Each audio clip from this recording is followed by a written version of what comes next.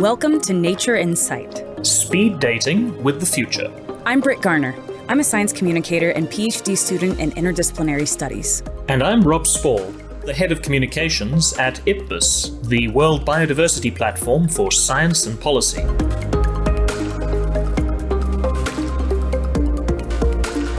In this podcast, we introduce you to extraordinary individuals who are part of the IPBES community and who work on the front lines of research, policy, and action. Not only do these people have unique insights and perspectives, but they also share a deep commitment to understanding the relationship between species, including those between humans and our Earth. You know, speaking of relationships, I love that our species can connect individuals, even though we're so far away through technology. I'm over here in Montana in the United States, and that you're all the way over in Germany. How you doing, Rob? Pretty good, thanks, Britt. You know, as we're recording the podcast today, Germany is just starting to emerge from its lockdown. And although some of the schools have been back for a few hours each week, most of us who are office workers are still working from home. I think one of the more positive things that I'm going to remember about the past few months has been how innovative everyone's been. Even recording this first podcast series with you and I on different continents from each other, and our production team in the UK, and all of our guests locked down around the world, I think we've found great new ways to bridge these distances and bring all of these voices and these nature insights together. Who are you going to be able to introduce us to today? I've been speaking with Professor Kai Chan in Canada, and he was a major force in shaping the IPBES Global Assessment report. I know you remember it, Britt, and many people remember the headlines that emerged from the global assessment about how 1 million species of plants and animals now face extinction, many within decades. But it's also important to remember that the global assessment also woke the world up to some of the solutions that exist to these challenges, especially through the idea of transformative change. Yes, though I will say the chapters on transformative change, while inspiring, can feel so overwhelming.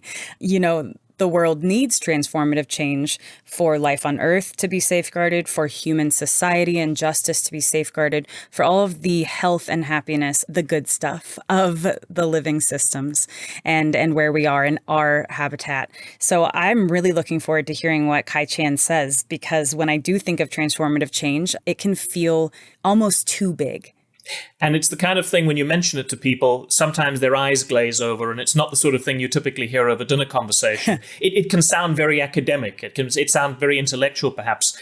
But for anything to be transformative, especially change, it has to reach to the very personal level as well. So I'm going to give you a bit of a teaser and let you know that in the interview, Kai talks really openly about a pivotal moment in his life when he was put on the spot, and it really shook him. It made him challenge some of his basic assumptions, and it gave him a sleepless night. But ultimately, it did lead to him changing his approach.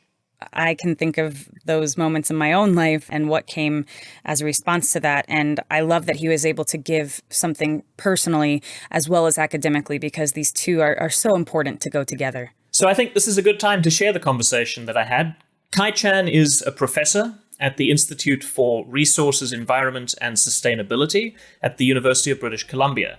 He is an interdisciplinary, problem-oriented sustainability scientist.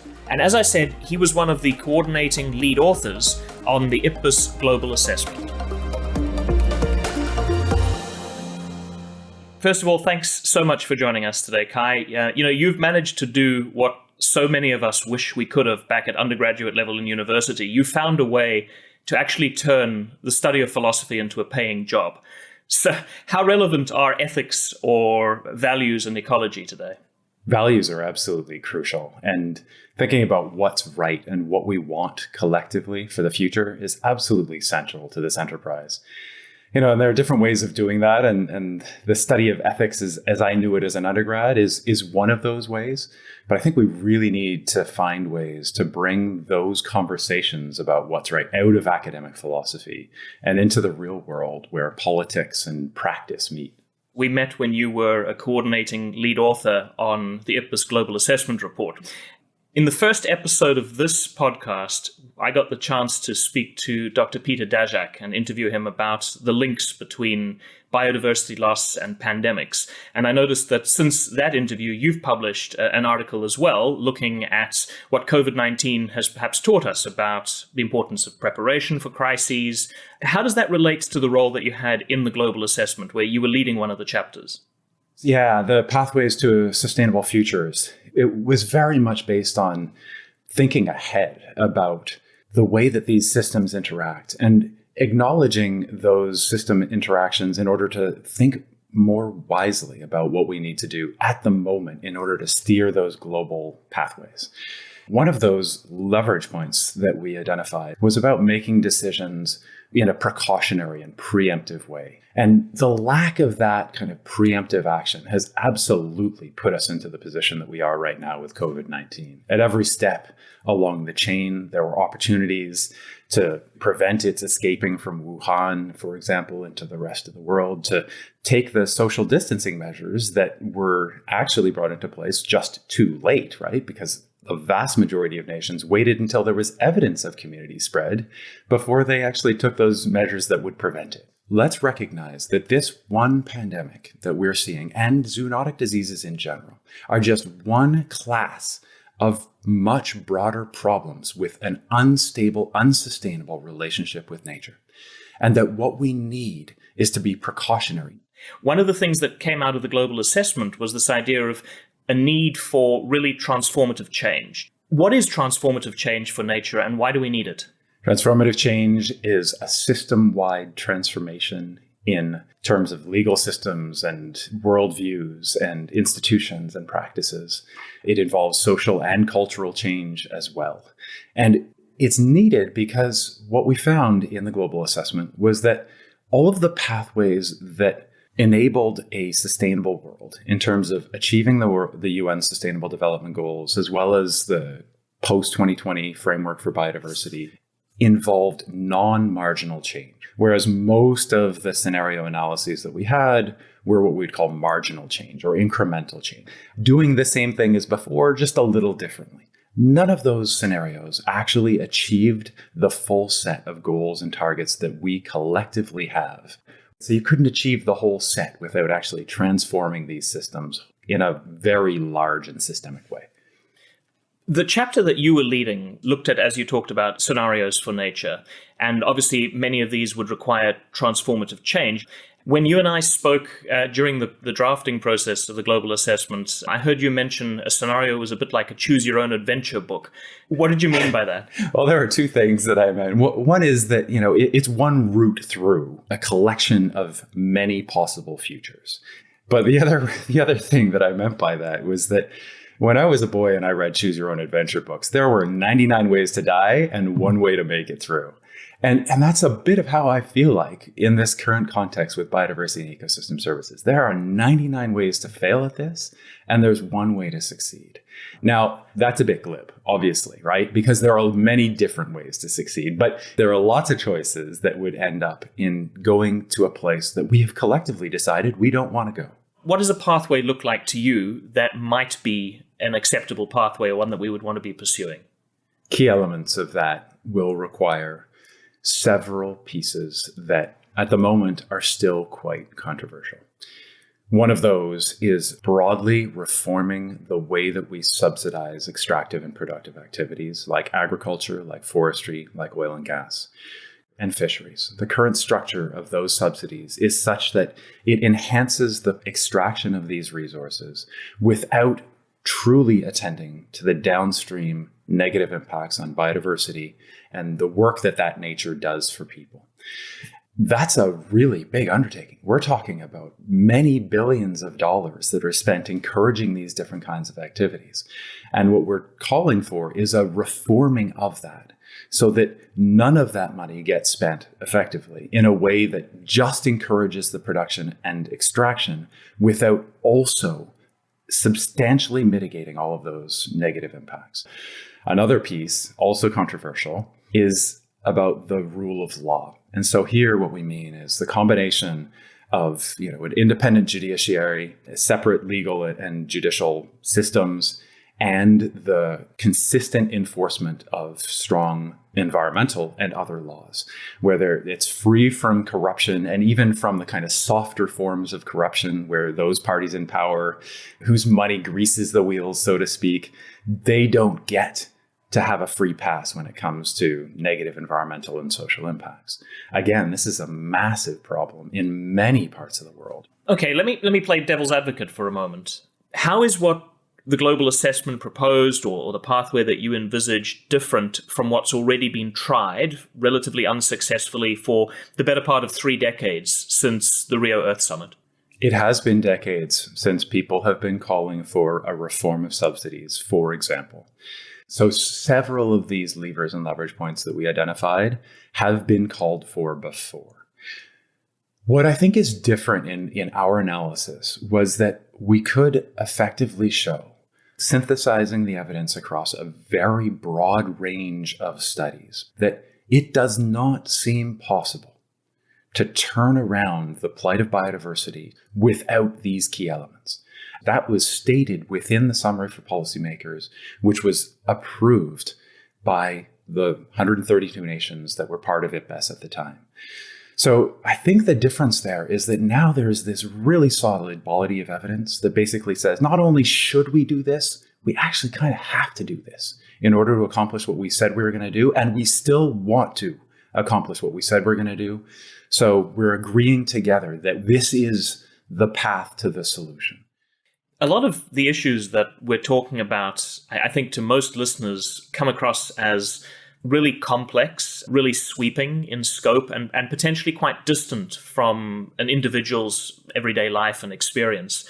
What relevance does a concept like transformative change have for an individual? In trying to speak to individuals, many of these kinds of treatments about environmental issues have distilled it to, do your recycling, do your composting, right? Like do these various small actions that do contribute in tangible, albeit very tiny, marginal ways. And that's obviously not going to accomplish transformative change. So what it does require for individuals is to really put pressure where pressure needs to be most and to work towards social norms such that that is easy and conspicuous for other people to do as well. What it means is really understanding which parties are working towards a viable, sustainable future, political parties, and not to accept alternatives. It means doing the same kinds of things with the companies that we support when we act as consumers. And it means taking the kinds of actions that are meaningful in a social context, wearing those proudly and not accepting other people's excuses. So one example of that is greenhouse gas offsetting, right? Very controversial. Absolutely, it is not perfect. But arguably, it is still what we should all be doing while we are in the process of transforming our economy such that we could realistically be carbon neutral throughout the life cycle of all the products that we buy, right? In the meantime, let's use carbon offsets to help transform those economies.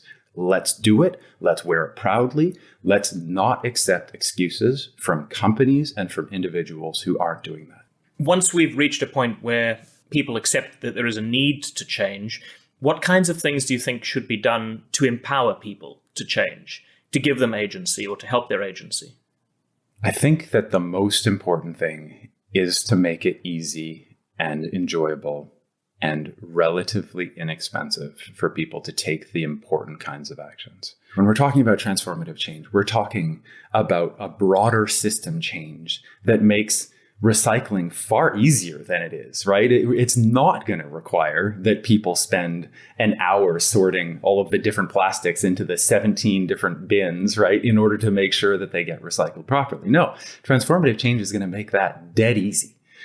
On the consumer front, I think we need to do a lot more. At the moment, individuals have this notion, many of them, according to the surveys that we've done, have this notion that they are responsible for the impacts that are a result of their purchases. But they don't have a way to make those neutral from a biodiversity and ecosystem services perspective. So if you think about buying, a mahogany table, that has negative impacts on ecosystems through the fact that the logging is often on slopes. It's causing erosion and sedimentation in streams, and then it's making its way down into, coral reefs, where then it's degrading those coral reefs, right? All of these impacts are happening, right? So we could have side payments that went towards stabilizing those slopes. We can help to clean up and restore the damage to coral reefs through a variety of restoration programs, right? There are all these different things that we can do to mitigate the negative impacts that are a result of supply chains.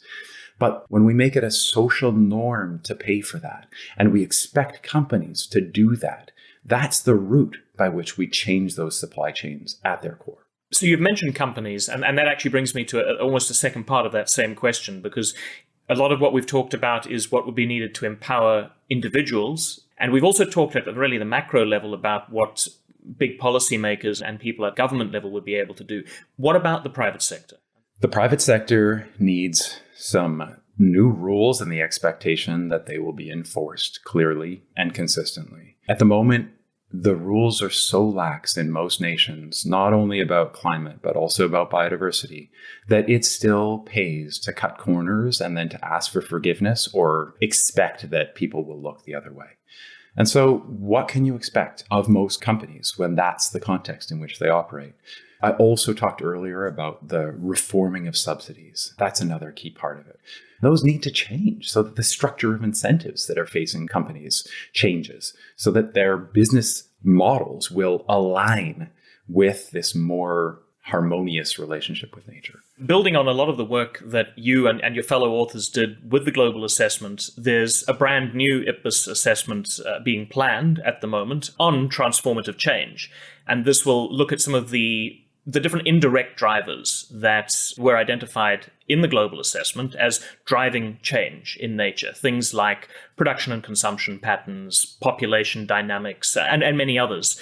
And those in turn, those indirect drivers are based largely on values and behaviors. As someone who deals with ethics every day, how feasible is it, or how likely is it, that we can ever really change behavior, let alone changing values? Behavior changes all the time. And we saw it over the last couple of months with COVID-19.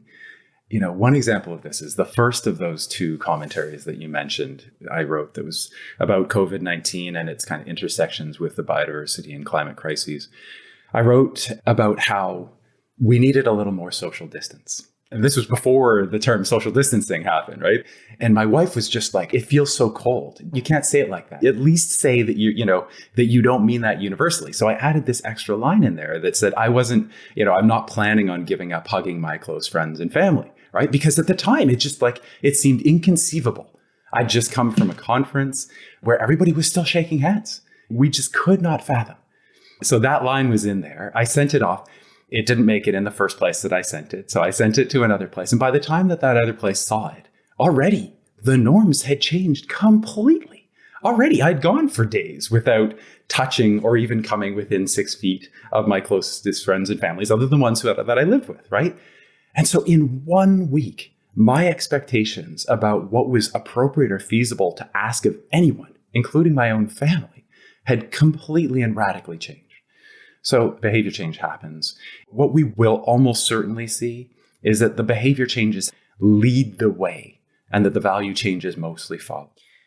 Something that really stuck with me from the work that came out of the global assessment was the international nature and the cross-national nature of a lot of the dialogues that need to happen for transformative change to really occur, and the role that diplomacy would have in that. What kind of sensitivities are involved in this, and what sort of considerations do you think perhaps need to be taken into account? The kind of diplomacy that you're mentioning is absolutely central.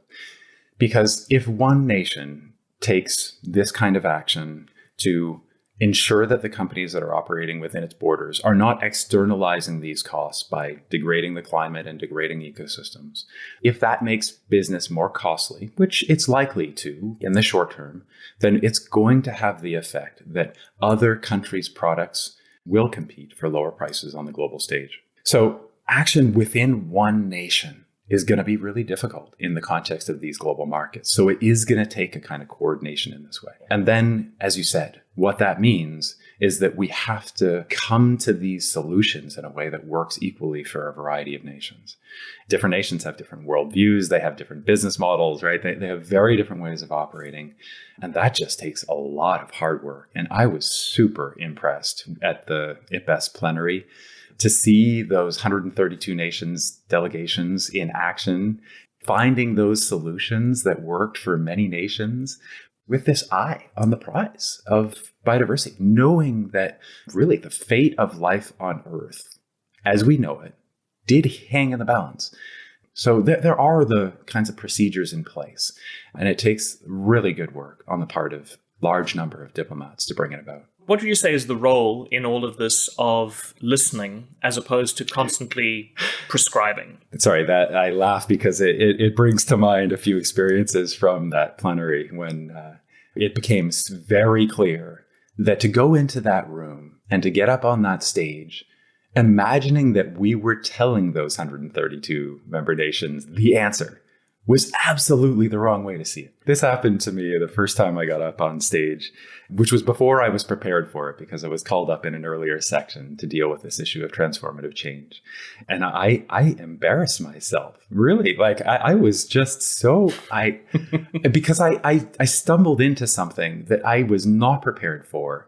I looked bad doing it. I knew I did. I had a sleepless night. I was tossing and turning for hours. My wife was so annoyed. She kicked me out of bed. And I came back the next day and I had a totally different attitude.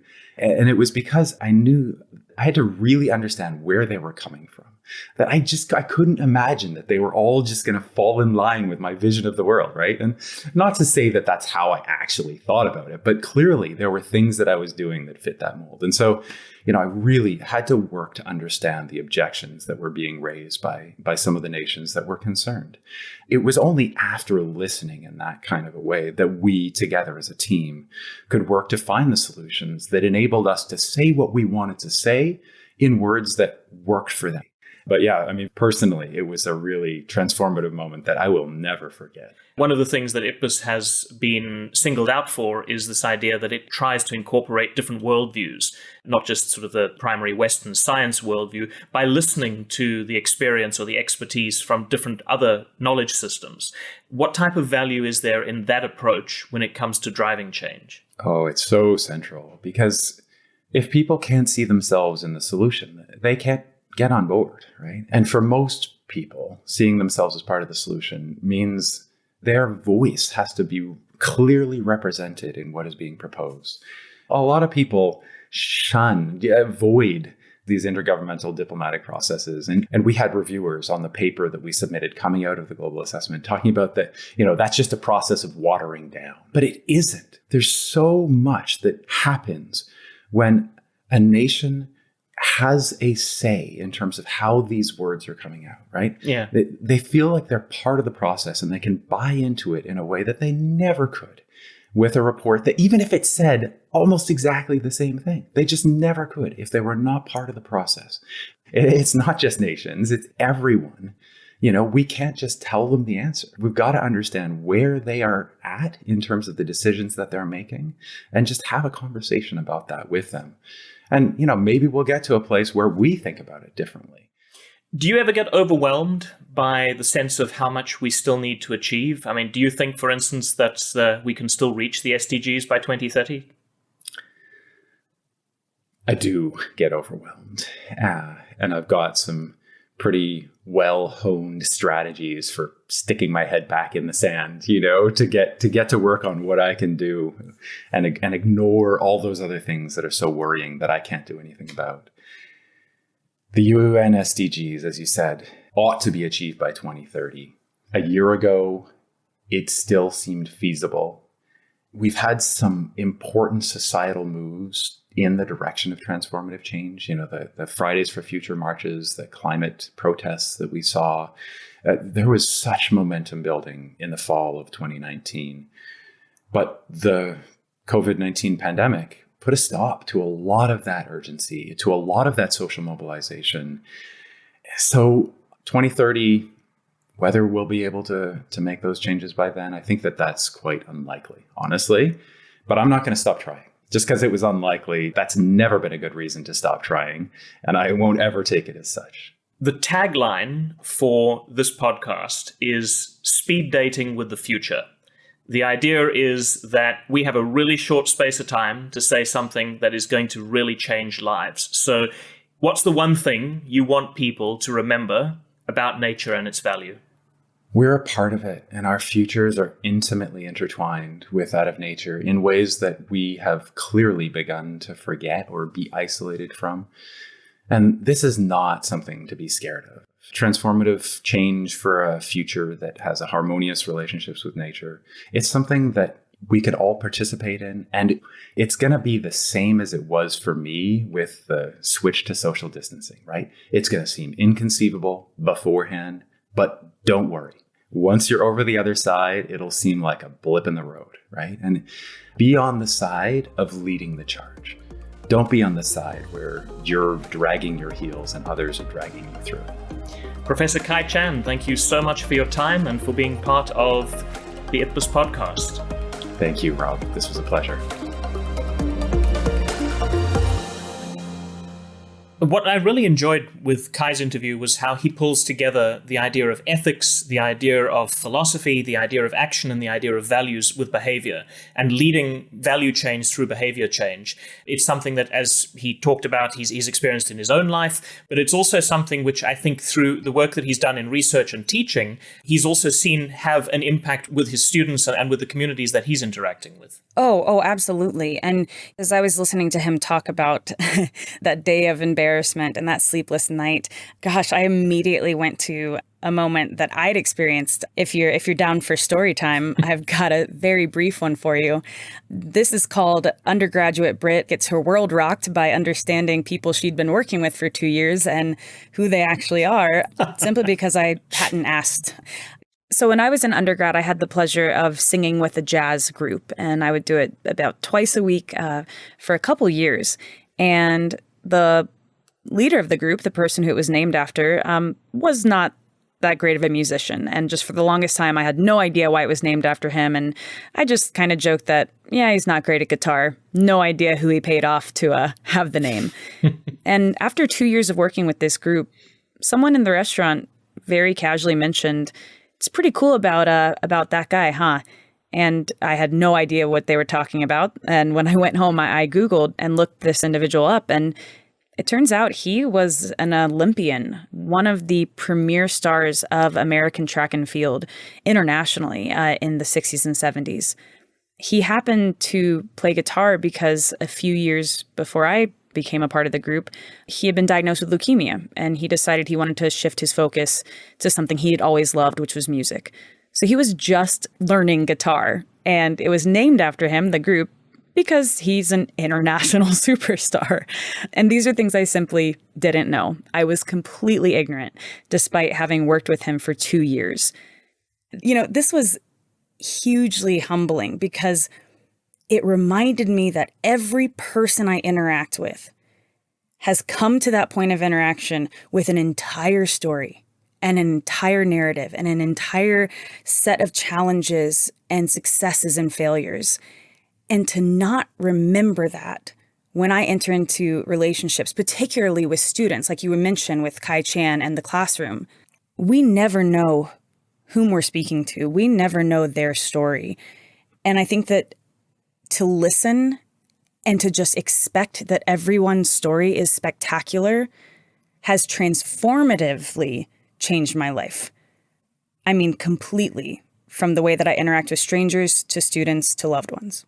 I think that's also exactly what I hope that our podcast manages to achieve. I hope that it creates an understanding through stories, through narratives, through the sharings of perspectives about what is otherwise perhaps a rather dry or seemingly overly complex situation or complex idea, the idea of biodiversity, the idea of nature loss. And to say there are good stories about people who are making a difference at all scales. There are good stories about countries who are making policy choices that really are making a difference. And if that's the value that people take away from speed dating with the future, then I think we will have done something worthwhile.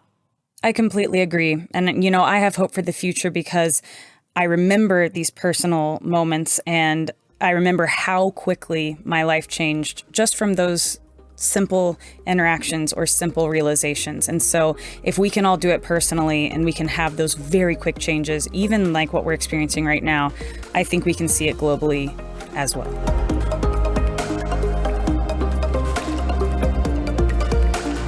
That's it for this episode of Nature Insight, Speed Dating with the Future. I'm Rob Spall. And I'm Britt Garner. Next time, we're going to be reflecting on one of the most biodiverse and sensitive ecosystems on the planet, coral reefs, with a National Geographic explorer, Dr. David Obura. He specializes in climate resilience and adaptation and founded the organization Cordio over 20 years ago. It's a nonprofit that researches the broader challenges and opportunities in the coastal marine systems in Eastern Africa, the Western Indian Ocean Islands, and in South Asia. We'll be discussing the huge importance of listening to and working with the people who fish in the coastal zones of the Indian Ocean. So subscribe, rate and review, and let others know about the series if you think they'd enjoy it. You can learn more about IPBES's work on www.ipbes.net or on any of our social media channels. Just search for @IPBES. That's @IPBES. Thanks for listening.